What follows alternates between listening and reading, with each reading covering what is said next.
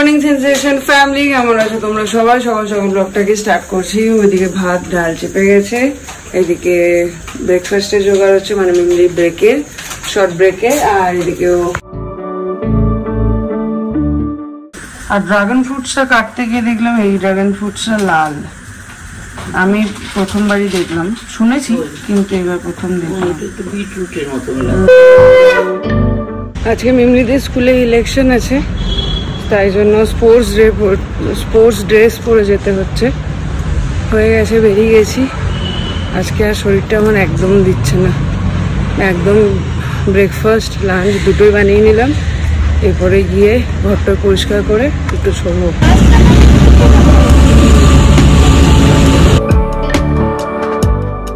ঘড়িতে বাজছে 8:10। এই এক কাপ কফি, দুটো বিস্কিট, সঙ্গে টিভি। আজকে সকালবেলায় টিভি খুলে বসেছি। কালকে বিভীষণটা কমপ্লিট করা হয়নি, ওই জন্য ভাবলাম এখন একটু ফ্রি আছি, এডিটিংও এত তাড়া নেই। কালকে রাত্রেই একটা ব্লগ ছেড়েছি, ওই জন্য একটুখানি ভাবলাম ওটা কমপ্লিট করি। কারা সকালে বেলায় টিভি দেখো, আদেও কি কেউ দেখেছো কখনো? জানিও তো। কেন কি আমার মনে আছে আমি দ্বিজেন স্যারের কাছে, মানে হচ্ছে তোমার ওই ভূগোল পড়াতো, তালপুকুর জায়গাটার নামটা এক্স্যাক্টলি মনে করতে পারছি না। ওখানে পড়তে যেতাম আমরা, পড়ে ঠিক বেরোতাম কটা হবে, 8:45 এরকম নাগাদ, 8:30 8:45 নাগাদ যখন বেরোতাম তখন দেখতাম একটা বাড়ি টিভি চলছে। আর আমার কি অদ্ভুত লাগতো ওই আওয়াজটা ওই সকালে। আজকে নিজেই খুলে বসেছি, ওই জন্যই জিজ্ঞাসা করলাম তোমরা কি কেউ কখনো দেখেছো বা দেখো, জানিও কমেন্ট সেকশনে। 12:45, ওই 11:30 নাগাদ ঘুম থেকে উঠলাম। তারপর বেশ কয়েকটা ফোন ছিল, সেগুলো সারলাম। বাবাকে ফোন করলাম, বাবার গলাটা আজকে বেরিয়েছে, এত ভালো লাগলো শুনে। যাই হোক, আর এখন এডিটিংটা নিয়ে বসছি। রান্নাবান্না তো হয়ে গেছে, ব্রেকফাস্ট করে নিলাম এর ফাঁকেই, দুধ ওটস। আর দুপুরের জন্য আলুর পরোটা বানিয়ে রেখেছি আমার আর মায়ের। বাবা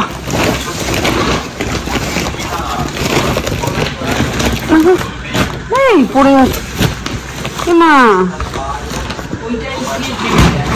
কোনো অপশন নেই আর। দাম করা যাবে। ম্যাট্রেস বুক করা হয়েছিল, ম্যাট্রেস এসছে। ম্যাট্রেস তোমার ঘরের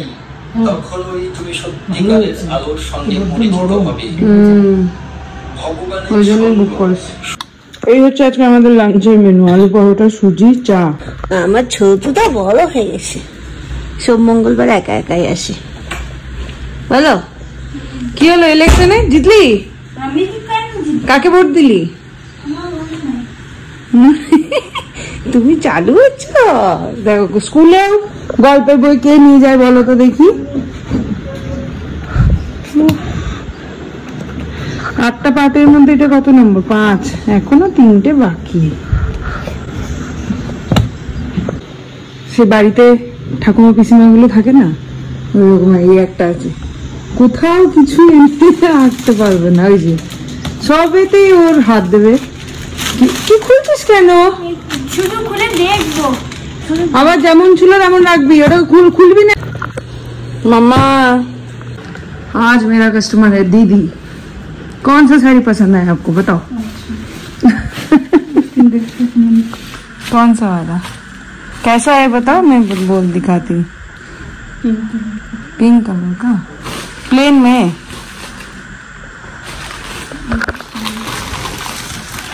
सब सारे ये थोड़ा कॉस्टली है, ये कम का है। कौन सा पसंद है आपको बताओ? ये तो XXL है, ये छोटा साइज में भी है, दूंगी आपको। कितना साइज है आपका? XL। दीदी ये শাড়িটা পছন্দ হয়েছে,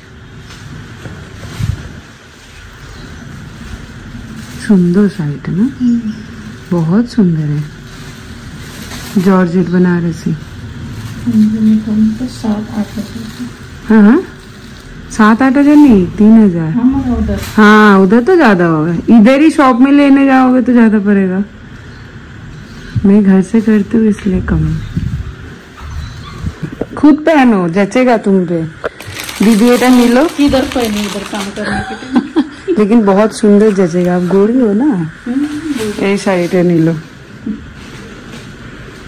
देखो बहुत सुंदर लगेगा आप पे। ঠিক আছে, 21 বছরের ছেলে আছে। হ্যাঁ হ্যাঁ बेटा शादी हाँ ठीक है, पैकेट देती हूँ, रुको। হ্যালো গাইজ এন্ড গার্লস, কেমন আছো তোমরা সবাই? আজকের ব্লগেই প্রথম পদার্পণ, অফিস থেকে ফেরার পথে 1.5 ঘন্টার উপর লাগলো। এখন যদিও 1 ঘন্টা লাগে, আগে এই সময় ফিরতাম ওই 45 মিনিট 50 মিনিট মতো লাগতো। তারপরে আমি রাস্তাটাকে একটু ঘুরিয়ে দিয়েছি, নিয়ে ওই দিক দিয়ে একটু 4-5 কিলোমিটার মতো বেশি পড়ে, কিন্তু একদম ফাঁকা থাকে। বাট আজকে বেগুর লেকের এইখানে 8 ঘন্টা দাঁড়িয়ে, এমন জ্যাম।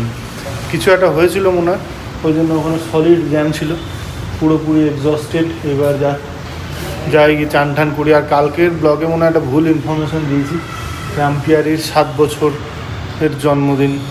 7 বছরে পড়লো, 7 বছর কমপ্লিট না। এই হচ্ছে কি ব্যাপার, অনেক দিনের সাথী আমাদের, অনেক সুখ দুঃখের সাথী। যাই হোক, তো চলো। বিকেলবেলা একটু ফ্রেশ হয়ে গিয়ে এখন চা আর পাঁপড়ের সময়। সেনবাবুর পেয়েছে খিদে। যেদিন রান্না করে রাখি, কিছু বানিয়ে রাখি, সেদিন এসে উনি খান না, আর যেদিন বানিয়ে রাখি না সেদিন বলে এসে খিদে পেয়েছে। এমন আর কী দেবো, ফটাফট একটু পাঁপড়ই ভেজে দিই। এই যে এই পাঁপড়গুলো,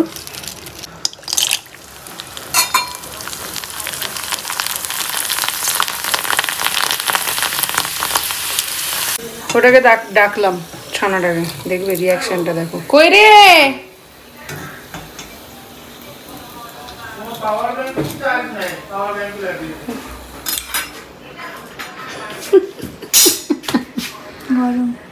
জানি। চলো খাবো। 1 বাটি পাঁপড় ভেজেছে, 1 বাটি। বেশি হবে না, তুমি বেশি দিচ্ছিলে। বাপরে, বাটি নিয়েছে দেখো পাঁপড় ভাজা খেতে। এইটা নাকি পাঁপড় ভাজা খাবে, বেশি হবে না, একটু তুলে রাখুন। আর এইখানে চলছে পাঁপড় দিয়ে চা। ঘরের বেশ কয়েকটা সুইচ, যেমন এই যে এটা হচ্ছে না, তারপরে কলিং বেলটা বাজছে না, আর ঠাকুরের একটা লাইট, ওটা অনেক দিন ধরেই জ্বলছে না ভিতরে। এই সব কটাকে ঠিক করবো, ওই জন্য আজু ভাইকে ডেকেছি।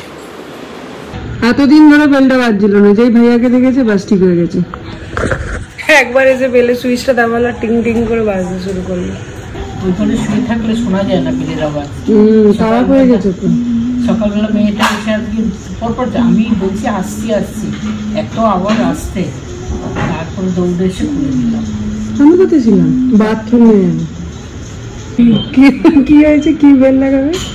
টিয়া পাখির ডাক। বাবা, ওই তোমার বাড়িতে যেটা আছে ক্যাকা ক্যাকা ক্যাকা ক্যাকা করে, ওইটা? এখন ভালোই আছে।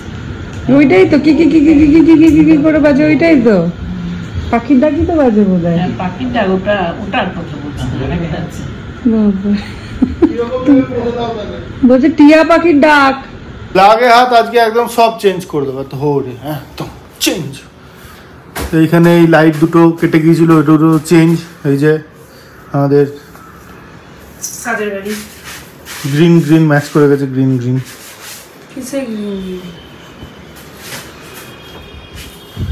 তো গেল হচ্ছে কলিং বেলটা গেছে, কেটে গেছে, কি একটা স্প্রিং বলছে। তো সেই কলিং বেল, দুটো বাল্ব, আর ওই ঠাকুরের আসনের বাল্বটা, ওটা পুরোনোটা ছিল। আগের বার যেটা চেঞ্জ করেছিলাম সেটা নয়, কিন্তু স্ক্রুটা তো আর পাবো না, ছিল না ও তো এসে আবার। আমি এই ধুলোটা বসে থাকবো। নতুন কলিং বেল আজকে আমাদের, এই হচ্ছে নতুন আওয়াজ। এখন 7টা 8, 6:30 থেকে বসে আছি, বেরোবো করে, কিন্তু ভাইয়া কাজ করছে বলে বেরোতে পারছি না। আর বসে বসে ফোন স্ক্রোল করতে করতে আমার ঘুম পেয়ে গেল 8 ঘন্টা ধরে। জানি না এই অরিন্দম কি করে এত ফোন স্ক্রোল করে, বাপরে বাপ। দেখো, এই যে বদনাম না, সত্যি কথা বললাম, দেখো তোমার হাত থেকে আমার সত্যি ঘুম পেয়ে গেল। বেশ, বেরোবে কখন? এই যে এই লাইটটাও ডান। লাগিয়ে দিয়েছিল, বাট তারপর রাজু ভাইকে রিকোয়েস্ট করা হলো যে ওটাকে ঘুরিয়ে দাও। তো এই যে এইরকম হবে ব্যাপারটা, তাহলে ওই ছবিটাতে লাইটটা পড়বে।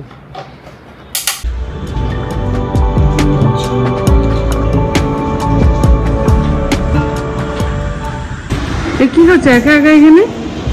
কিরে কি করছিস একা একা?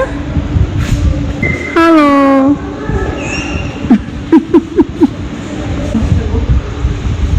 ছেলেগুলো বড় হয়ে গেল। এই শ্রুতি একটুখানি ছিল, নিমলি একটুখানি ছিল। মাসের শুরু একদম, বাইকে তেল হাওয়া সমস্ত কিছু। এই যে এখন হাওয়া বাড়াচ্ছি, দেখো 8 পাংচার হয়েছে। পাংচারটা কাল পরশু করে ঠিক করবে। সামনের চাকাটাও গেছে মনে হচ্ছে 12।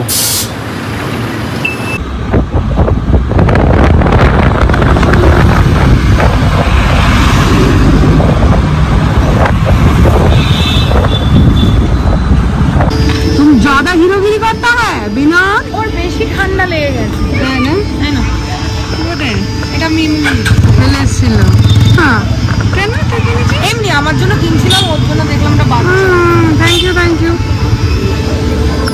কাকার দোকানে 5 টাকায় আইফোন পাওয়া যাচ্ছে, দেখো। 5 টাকা আইফোন কেউ চাইলে আসতে পারে। আমরা 5 টাকায় আইফোন দিই। দাদা একটা আইফোন দিন। একটা আইফোন দে দাও না, কিনে একটা আইফোন। আইফোন দেবে বাবা, এরকম করে যদি বলা হতো কাকু ভাই, সত্যি যদি এমনি বলে দাও। একটু বলছি आईफोन पारो। अरे इसमें है क्या चीज? आईफोन है 5 रुपए में, सही में।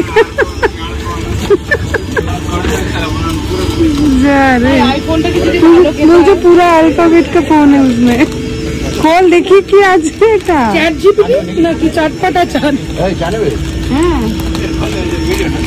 हाँ क्या बोल रहे हो?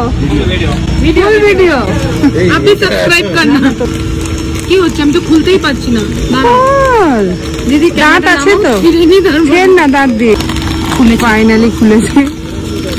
কি আছে আমার দেখার ইন্টারেস্ট। আইফোন মুড়ি আছে।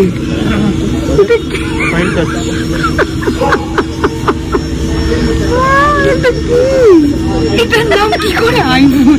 বালিশের মতো দেখতে, যেমন প্রিমিয়াম খেতে। দেখি খেতে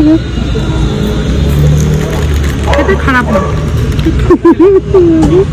এই যে ব্যাপারটা, আরে এগুলো আঙুল পাপড়, ওগুলোকে কেটে আইফোনে পরে দিয়েছি। কত দামি ব্যাপারটা। এনে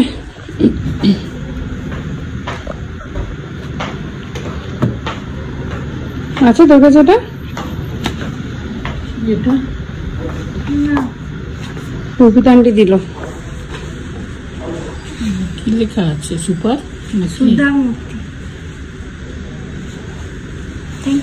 এখন হচ্ছে ডিনার বানানোর টাইম। মিমলি ওদিকে হোমওয়ার্কটা করছে, ওই জন্য আমি ফট করে কিছু একটু বানিয়ে নিই। এইখানে এখন চলছে রাতের খাবার দাবারের জোগাড়। আমার রেডি ফটো। এটাই কি চাল নাকি? চালটা জায়গা মতন রাখো। ডিনার হয়ে গেছে, এখন এখানে চলছে উইশ পর্ব। পরশুদিন রাজার জন্মদিন। সুখে থাকো, ভালো থাকো, সুস্থ থাকো। ব্লগের একদম শেষ দিকে এসে গেছি। এসে তোমাদের সাথে একটা জিনিস নিয়ে একটু তোমাদের থেকে সাজেশন চাইছি।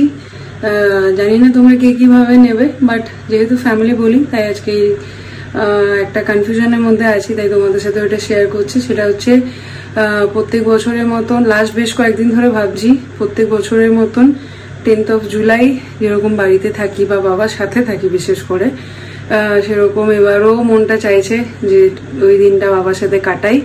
কিন্তু পাশাপাশি অনেকগুলো রিজন মাথার মধ্যে ঘুরছে। আর একটা যেটা কারণ মাঝখানে দাঁড়িয়েছিল, যার জন্য ভেবে নিয়েছিলাম যে এবছর আর যাবো না, সেটা হচ্ছে আমার বড় জেঠুর ছেলে পুলকদা ওর মেয়েকে নিয়ে হায়দ্রাবাদে এসছে। মেয়েটার শরীর খারাপ, ওর ট্রিটমেন্ট চলছে। তো সেই জন্য পুলকদারা সেকেন্ড ওপিনিয়নের জন্য ডিসিশন নিয়েছিল যে হায়দ্রাবাদ থেকে ব্যাঙ্গালোর আসবে। মানে আমরাও বলেছিলাম যে সেকেন্ড ওপিনিয়নের জন্য এখানে আসো। ইনফ্যাক্ট কালকে বা পরশু দিনের মধ্যে ওদের ব্যাঙ্গালোর পৌঁছানোর কথা ছিল। তো সেই জন্য বাড়ি যাওয়ার প্ল্যানটা ড্রপ করেছিলাম। তারপরে পুলকদা ডিসিশন নেয় যে পুলক দ্বারা হায়দ্রাবাদ থেকে ডিরেক্ট বাড়ি চলে যাচ্ছে, ওখানে ট্রিটমেন্টটা ঠিকঠাক মতন চলছে, আর ব্যাঙ্গালোর আসবে না। যদি কখনো মনে হয় ইন ফিউচার বা আগামী দিনে তখন ব্যাঙ্গালোরে অবশ্যই আসবে। তো সেই ওটা শোনার পর মানে কালকে এই ডিসিশনটা পুলকদা জানানোর পর আবার ওই চিন্তাটা মাথার মধ্যে আসে যে তাহলে যখন ফাঁকা আছি তাহলে একটুখানি ঘুরে আসি। কিন্তু ব্যাক অফ মাইন্ড যে কয়েকটা জিনিস চলছে, যেটা হচ্ছে মা এখানে আছে, জানি মা আছে বলে হয়তো অরিন্দম, মিমলি, মা তিনজনে দুটো দিন ভালোভাবে ম্যানেজ করে নিতে পারবে, কিন্তু তাও মা এখানে আছে, আমি চলে যাব, এটা একটা কিরকম লাগছে। সেই অ্যাকর্ডিং বাবার সাথে আলোচনা করি। বাবা একদম বলে যে এখন একদম আসতে হবে না, ওখানেই থাকো, এইসব বাড়াবাড়িগুলো করার কোনো দরকার নেই। আর মা অরিন্দম সমানে বলছে যে না ওখানে যা, এই সময় মানে যে কটা দিন পাওয়া যায় আর কি একটু ভালো করে আনন্দ করে কাটিয়ে নেয়। তো বুঝতে পারছি না কি করা উচিত। বাবা একরকম বলছে আর ওরা একরকম বলছে, আমার মন দুটো রকমের কথা বলছে। তো সেই জন্যই ভাবলাম তোমাদের এখানে অনেক বড়জন আছো যারা আমাকে সবসময় ঠিক পরামর্শ দিয়েছো, তাই তোমাদের সাথে একটু আলোচনা করতে ইচ্ছা হলো যে কি করা উচিত আমার এখন এই পরিস্থিতিতে। অবশ্যই জানিও কোনটা করলে ভালো হবে, সবকিছু সবার জন্য আর কি। চেষ্টা করবো সেরকমই করার। আর তোমাদের কমেন্টের আশায় রইলাম, তোমাদের কমেন্ট এলে তারপরে আবার একটুখানি একটু ভাবনা চিন্তা করে ডিসিশন নেব যে কি করব, যাব কি যাব না, তারপরে টিকিটটা করবো। অ্যাকচুয়ালি এখানে ফ্লাইটের টিকিটের এখন এমন অবস্থা, যাই হোক। তো চলো ব্লগটাকে এখানে এন্ড করছি।